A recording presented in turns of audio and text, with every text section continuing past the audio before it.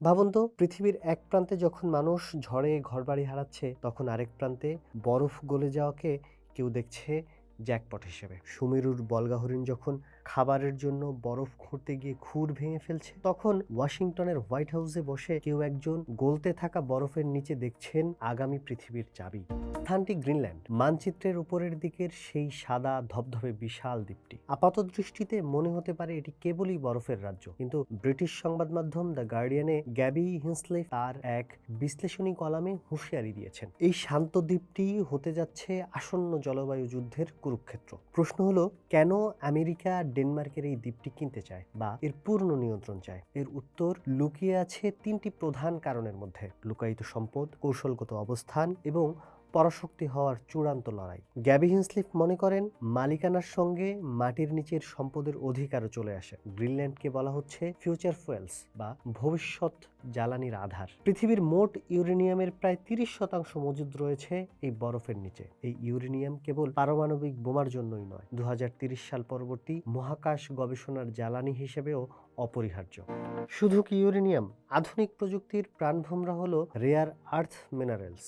গ্রিনল্যান্ডে রয়েছে neodymium, dysprosium এবং লিথিয়ামের বিশাল ভান্ডার। আপনার হাতে স্মার্টফোন, ইলেকট্রিক গাড়ির ব্যাটারি থেকে শুরু করে যুদ্ধ বিমান, সবকিছুর চাবিকাঠি এই খনিজগুলো। এতদিন এই প্রযুক্তির দৌড়ে চীন এগিয়েছিল। আমেরিকা এখন গ্রিনল্যান্ডের এই সম্পদ দখল করে চীনের সাথে প্রযুক্তিগত কোল্ড ওয়ারে জিততে মরিয়া। জলবায়ু পরিবর্তনের ফলে 2040 সালের মধ্যে গ্রীষ্মকালে সুমেরু অঞ্চল প্রায় বরফমুক্ত হয়ে যাবে। এর ফলে এশিয়া থেকে আমেরিকা যাওয়ার একটি নতুন সংক্ষিপ্ত পথ খুলে যাবে, যা রাশিয়ার উপর দিয়ে না গিয়ে সরাসরি উপর দিয়ে যাবে। দ্য গার্ডিয়ান জানাচ্ছে, এই নতুন রুটের নিয়ন্ত্রণ যার হাতে থাকবে, বিশ্ব বাণিজ্য ও সামরিক দাবার বোর্ডে তারাই হবে রাজা। যুক্তরাষ্ট্রের naval chief general sir Gwyn Jenkins সতর্ক করেছেন যে উত্তর মেরুতে বরফ গলে যাওয়া মানেই সেখানে রাশিয়া ও চীনের আনাগোনা বাড়া।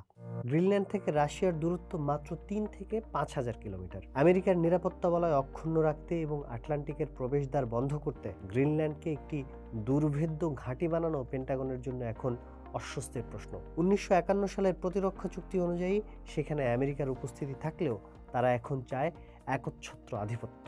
ডোনাল্ড ট্রাম্প একজন ব্যবসায়ী। তিনি ইউক্রেনের নিরাপত্তার বিনিময়ে খনিজ চান, আবার গাজার ধ্বংসস্তূপের উপর হোটেল তৈরির স্বপ্ন দেখেন। দ্য গার্ডিয়ানের মতে, ট্রাম্পের গ্রিনল্যান্ড কেনার ইচ্ছাকে পাগলামি ভাবলে ভুল হবে। এটি আসলে দুর্যোগকে পুঁজি করে মুনাফা লোটার এক নগ্ন চেষ্টা। ট্রাম্প এবং তার উপদেষ্টারা বিশ্বাস করেন, জলবায়ু বিপর্যয়ের ফলে সৃষ্ট সুযোগকে কাজে লাগিয়ে আমেরিকাকে আবারও শ্রেষ্ঠত্বের আসনে বসানো সম্ভব। ট্রাম্প পরিষ্কার বুঝতে পেরেছেন, গ্রিনল্যান্ডে চীনা বা রুশ জাহাজের উপস্থিতি মানে আমেরিকার কফিনে পেরেক ঠোকা। গ্যাবি হিন্সলিফ তার লেখার শেষে এক নির্মম সত্য তুলে ধরেছেন। তিনি বলেছেন, অনেকে ভেবেছিল জলবায়ু সংকট কেবল গরিব দেশের সমস্যা, কিন্তু গ্রিনল্যান্ড আমাদের চোখে আঙুল দিয়ে দেখিয়ে দিচ্ছে সংকট এখন ইউরোপ, আমেরিকার দোরগোড়ায়। বরফ গলে সমুদ্রপৃষ্ঠের উচ্চতা বাড়লে হয়তো বাংলাদেশের মতো দেশ ডুববে, কিন্তু সেই ডুবন্ত পৃথিবীর উপর ছড়ি ঘোরানোর জন্য পরাশক্তিগুলো এখনই গ্রিনল্যান্ড দখল নিতে প্রস্তুত। এটি আর কোনো পরিবেশগত আলোচনা নয়, এটি এখন পুরোদস্তুর এক ভূরাজনৈতিক যুদ্ধ। কিন্তু গ্রিনল্যান্ড কেবল একটি দ্বীপ নয়, এটি আগামীর পৃথিবীর মানচিত্র বদলে দেওয়ার এবং টিকে থাকার এক ভয়ানক লড়াইয়ের নাম।